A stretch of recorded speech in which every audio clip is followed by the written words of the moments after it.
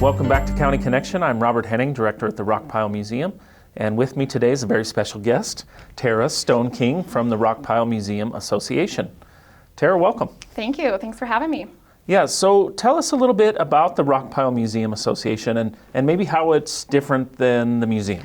There is a lot of people who believe those two are the same entity, right? And it is something that we've had to really market and try to differentiate the two, because the Rockpile Museum Association is the nonprofit side of the museum. It is the side that does fundraising for the museum. It's the side that allows the museum to have summer interns.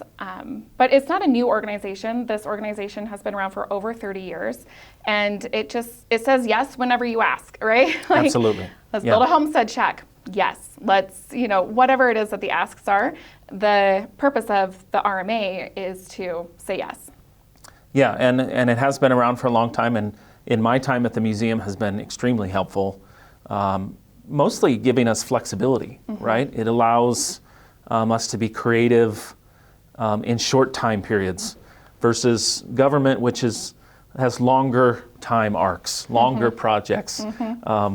Where we do budgets, 16 months ahead of when we're going to do things. Sometimes we don't know that opportunities are going to pop up. So the RMA has been great for us in that way. Yes. Yeah. We say yes to all sorts of things. And recently, we've purchased display cases. We help with printing needs, just really kind of anything, whatever might be coming up that we fundraise for. And yeah. Good.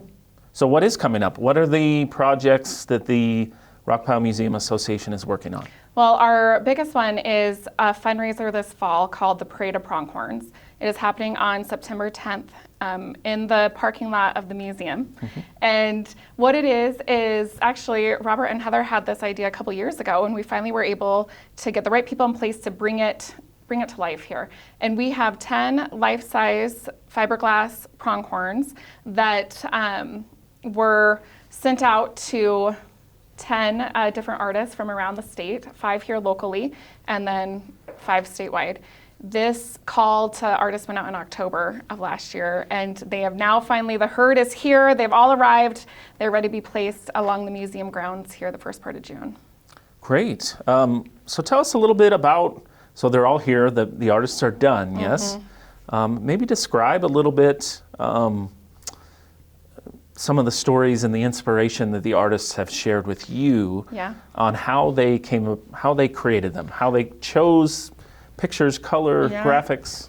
What is so interesting about the pronghorn is that while we have 10 pronghorn, they are all so uniquely different.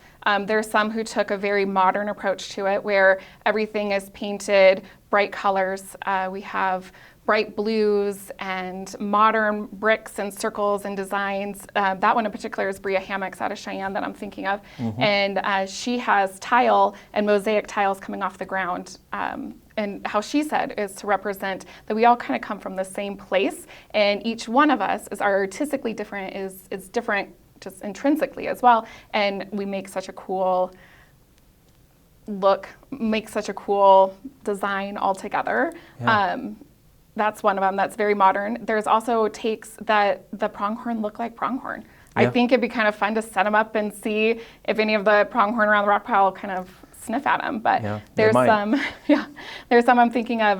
Leslie Schaefer's out of Lander, and her pronghorn is very realistic looking too, but it has such a cool design. She is Shoshone, her family is, as well as her husband, and she did a play on their heritage with the horse racing, and it's all painted in the Shoshone style of painting. And then in addition, she has a little bit of her family touch in there too, and Ott Trucking, which is her family, and historic records that she painted onto it, kind of overlapping it, dating back to 1893, I think. So there's just some really interesting, and that pronghorn looks more realistic. So they're very cool. They're all very different, but together as a set, they're incredible. Wonderful. So if people want to see them, they should come to the museum this summer. They'll be on display. They're inside right now, but they'll be outside. And then to come to the event, Yes. Do they need tickets? What's the story on the event? No, the event is going to be a lot of fun. We are adding different layers to it as we go. So additional layers that you'll see coming out soon is a call to artists for a European mount. We were able to find a company who will create a European mount of an antelope out of resin. And we're going to add that in as an additional layer, painted as well, to be auctioned off at the event on September 10th. We will also be hosting a mini gallery with details coming soon about that, which will be artwork, photography, painting, anything that'll fit within the parameters that we set forth with it that'll be for sale at the event. And then there's additional things coming up too, maybe some paint your own pronghorn kits that are 3D printed and just all sorts of different layers. Yeah. The event itself is free and open to the public. We'll start at 6 o'clock on September 10th. And like I said, it's in the museum parking lot. We're going to put up a big old tent and have a lot of fun there, set up tables and have some entertainment, food, drinks, that kind of stuff as well. But it's something that it's turning more into a community event too, community art event, and really kind of tying the stories of our pronghorn and the people who painted it and why pronghorn are important to Wyoming and all that. It just is going to tie it together, and it's going to be so fun. It's going to be so much fun. Yeah, I'm really looking forward to it. Yeah. I think it's going to be a lot of fun. So please come out for that September 10th. And are you looking for assistance with this event? I would love any type of help and volunteers. Yeah, please reach out to us on the Rockpile Museum Association Facebook page or stop into the museum. I'm not always there, but somebody has my number all the time that they can get a hold of me or start a list. But yes, we will be creating an event committee to really kind of bring this to life and let it be something really cool. Yeah. Well, thank you. Yes, yeah, Anything else about Parade of Pronghorns? If you want to follow along, our Facebook page is probably one of the most active as well. So it's just search for Rockpile Museum Association. If you're one who does not have Facebook, we are also posting on our website, which is rockpileassociation.org. And that information is who the artists are. We'll have blog posts about the artists and their stories behind the pronghorn. We'll have updates on the event itself too, and that'll all be linked on the blog as well as socially too, so on Facebook. Great. What other projects does the Museum Association have? Anything else you'd like to share? Yes, I hope everyone has heard of WYO Gives, which is coming up in July. WYO Gives is the Wyoming Day of Nonprofit Donation. It's one of, you think of Black Friday for sales for retail, right? Where it's like the largest day to go out and buy. This is it's like the Black Friday for nonprofits. It is the day in which millions of dollars is raised all across the state. And it is going to our local nonprofits. So that is July 15th this year. It's a Wednesday. And of course, Rockpile Museum Association, which is the nonprofit that supports the museum, is participating again. And it's going to be really fun. We're telling the one individual stories, the reasons why history matters. And so that is coming up too. That's something to mark your calendar for. We can't take any donations until then, July 15th, but it is something to definitely keep in the back of your mind while you're thinking about this. Yeah, and how would they find on that day, how do they get to the donation site? Absolutely, wyogives.org, and in there is a search bar, and you can just search for the nonprofit that you choose. Rockpile Museum Association is a great one, and you can also search by location, right? So if you want to see what other Gillette nonprofits are. And there's like 30 some in Gillette and Campbell County, I believe. So yeah. But Rockpile, search Rockpile and you should find them. Yep. Good. I think that's the two big ones coming up this fall that we're really focusing on. Well, thank you so much for joining me. And if people want to get connected beyond social media, can they, for example, join the Museum Association? Absolutely. So the Museum Association is a membership-based organization. What that means is you can join at different levels, starting at $10 for seniors or students, all the way up to however much you like to give. And that allows you to have entry into the museum for 365 days and come and visit all these great things throughout that whole time. And there's also additional, if you donate over or join at a level over $100, you receive roam benefits. And that is, you might have to help me with all that. I know it's reciprocal. organization, a museum. American Museums, American I Museum, believe. something of that sort. So what it is, though, is other museums that have Rome benefits too. If you are a member here, you get in at their member price at those museums, like the Cody Museum is one, for example.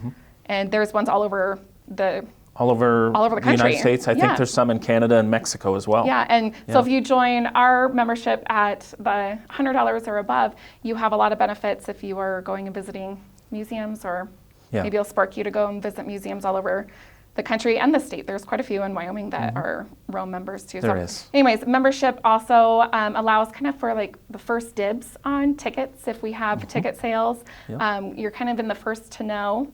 I think that there'll probably be some member benefits specifically for the Parade of Pronghorns auction that will be coming up. So if you're a member, you'll probably get to come in a little bit early and enjoy and maybe claim your seat. So I don't know, that's a pretty big benefit in my opinion there. Yeah, it is. Yeah. Well, and we have another culinary experience coming up this fall. And those are very limited because of the expense of providing food for 50 people.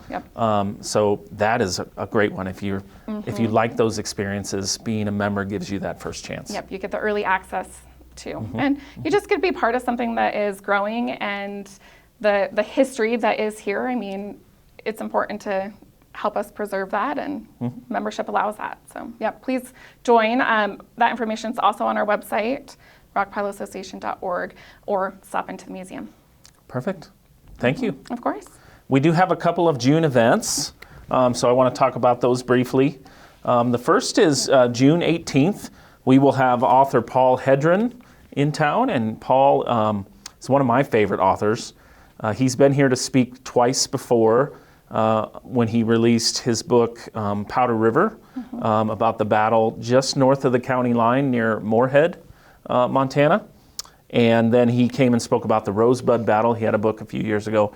This is his most recent book, Sitting Bull's War. It's subtitled The Battle of the Little Bighorn and the Fight for Buffalo and Freedom on the Plains. But it really covers the entire war that Sitting Bull, the entirety of kind of the traditional Native people's fight to save that lifestyle, the buffalo lifestyle, the horseback lifestyle. It's a great, he tells it in a great way, and he uses a lot of Native accounts, and it's just nice. It's nice to put it all together, especially this year, which is 150 years after the Plains Indian War of 1876. So that is June 18th. Paul will be in at 6:30 p.m. So please, he brings a big crowd with him. Very popular author. So get there early, get your seat. It is a free event, no admission to come and join him. He'll have books for sale, and he will sign them as well. So if you're a book collector and you love a signed book, that's your evening. However, if you want to kind of study ahead here, the museum gift store also has these books available today, that in case you're one of those that wants to read it before and be able to ask questions and Absolutely. And I failed to get the price. This one, for some reason, doesn't have the price. I believe it's a hardback, so it's $32, I believe. So not terrible for a hardback, but a really good read. Paul always sources everything as well. He's a fantastic historian, former Park Service employee. He's worked at many of the forts that are talked about in this book. So he has, a deep knowledge of the area, the landscape that these stories take place in. Yep, so check that out, June 18th. And then the next week, June 26th, we are taking a trip to the battle site of the Little Bighorn. So if you want to join us on that trip, it is a $50 ticket. We're taking a bus up. We're going to have some games and snacks and things on the bus. We're going to the Crow Market. Yes. So you can shop traditional Crow material, Crow art. I'm sure you can get some Crow food, so some fry bread and other great things. Lunch is provided. Yes, lunch is part of the trip. Or if you want to buy your own at the market, you can do that. But then we'll get back on the bus and we'll go to the reenactment. And so that it's a Friday, June 26th, your chance to see a reenactment of the Battle of the Little Bighorn or the or greasy grass, as it's known in Native culture. So give us a and call. it's all a one-day thing. You leave and come back all in one day, and you don't have to drive. So it's don't have nice. to drive. You don't have to worry about parking. No. We'll get you right to the reenactment, right to the market. It'll be a lot of fun. So June 26th, call us or stop in for more information or get your tickets. It is limited seating because it's however many people can fit on a bus. So they will sell out for sure. And then July 4th is coming up. We'll celebrate America's independence at the museum. I'll be announcing the parade again out front, and the museum will be open 8 a.m. to roughly 1 o'clock. Depends how long the parade is. Should probably be a record-breaking parade, I would imagine. I think so. It's going to be a great one this year with the 250 and Yep, celebrating. Yeah, and I do have a special guest at the parade this year. We're bringing in a DJ to play all those American classic songs. So Luis Sanchez will be with us, and he's just great at getting people pumped up and ready to go for the parade. Can we put in some requests? I think so. All right, perfect. Yeah. So Surfing USA, I think that needs to be on there. I mean, bring out all the classic, great American songs. Yep. So we'll see if we can get him started with some of those like really early patriotic songs and kind of work up through time. So cool. That'll be fun. And I think that's it. If you want to know more, as Tara said, check out social media, Rockpile Museum Association, Rockpile Museum, or Campbell County Rockpile Museum in some cases. Facebook, we're on Instagram. We'll record Paul's presentation. It'll be on our YouTube channel if you can't make it that evening. And then the websites, ours is rockpilemuseum.com and rockpileassociation.org. Yeah. Yep. But honestly, the best way is just come into the museum. Come see us. We're open 6 days a week. Like, that's really the best way to get all your information. Come, check it out. See all the new sites, all of our new exhibits. And new exhibits, with the cowboy exhibit, the bison exhibit. We have a special new artifact in our energy exhibit that arrived yesterday. So lots more to come. Thank you very much, Tara. Thank you.